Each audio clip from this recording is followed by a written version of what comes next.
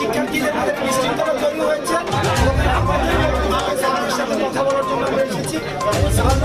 আলোচনা সাপেক্ষে এইচএসসি শিক্ষার্থীদের যে বর্তমান অবস্থা সেটি প্রত্যাবর্তন সিদ্ধান্ত নিয়েছে। এই সিদ্ধান্ত জানিয়ে আমাদের আন্তঃবোর্ড সমন্বয়ক, আমাদের শ্রদ্ধেয় তপন কুমার সরকার স্যার আহত হয়েছে, পরীক্ষার্থী আমাদের শহীদ হয়েছে।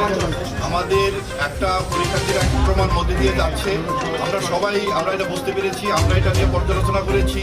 আমরা পর্যালোচনা করে আমাদের মাননীয় শিক্ষা উপদেষ্টা, আমাদের মাননীয় শিক্ষা সচিব সহ আমরা সবাই পর্যালোচনা করে আমরা দেখেছি যে আমরা যে রুটিন ঘোষণা করেছিলাম অবশিষ্ট সেই পরীক্ষাগুলো আমরা বাতিল করছি। আজকে এখান থেকে আমরা ওই অবশিষ্ট পরীক্ষাগুলো বাতিল ঘোষণা করছি।